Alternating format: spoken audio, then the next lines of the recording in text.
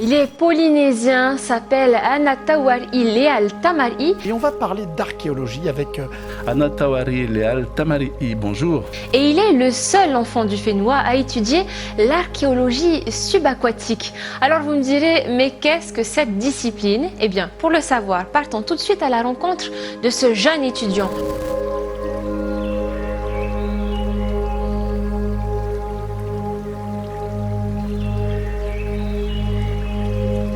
La première langue que j'ai parlée, c'est pas le français, c'est pas le tahitien, c'est le Bichi-Lama. Après avoir passé 2 ans au Vanuatu, j'ai passé également 2 ans en Calédonie. Mais j'ai également passé 2 ans à Wallis et Futuna. J'ai pas arrêté de bouger en fait en faisant des allers-retours entre ces différentes îles avec un point d'accroche quand même sur Tahiti. Mon parcours professionnel s'explique majoritairement par cette enfance.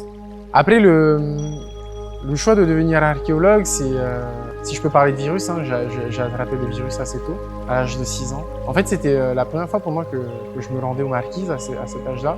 Et donc, en fait, on se baladait dans la vallée de Ratier. Et dans cette vallée, on a une densité de tohua qui est particulièrement importante. Et j'avais dit à mon papa à cette époque-là que voilà, moi, ce que je veux faire, c'est ça, c'est m'occuper des cailloux. Et à l'époque, il m'avait dit, c'est devenir archéologue. Mais derrière, c'est ce que je retiens avant tout, c'est beaucoup de passion. Ouais. On se passionne pour notre patrimoine, ouais, avant tout.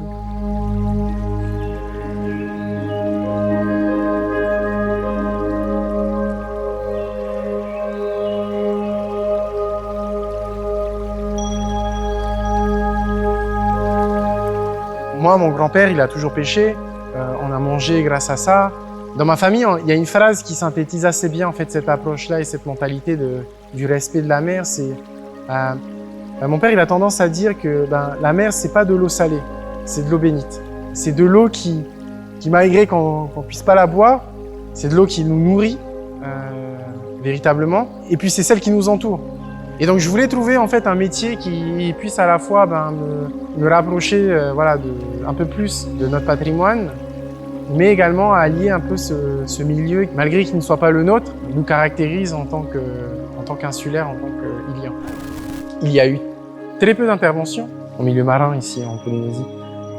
Et c'est un souhait que j'ai de participer au développement de cette discipline. Ça se fait pas en un claquement de doigts, ça se fait pas en 10 ans, ça se fera avec un peu de volonté.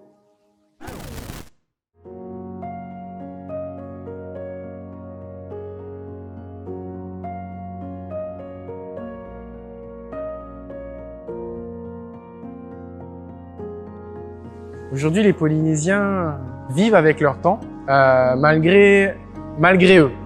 C'est une population qui reste quand même insulaire, fragile, avec, à mon sens, un patrimoine qui reste à protéger encore.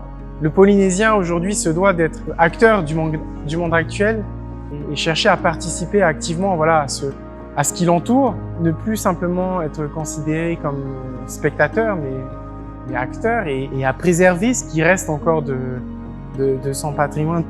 C'est ça le Polynésien d'aujourd'hui, c'est celui qui hérite d'une histoire lourde, mais riche en fait. Et que cette histoire, elle s'arrête pas en fait, elle s'arrête pas à nous. On est les maillons d'une chaîne où il faut accepter d'être le messager d'une culture et pas se proclamer forcément connaisseur de tout ce qui concerne la culture polynésienne. Non, je pense pas. Acceptons de vivre avec ce qui nous reste.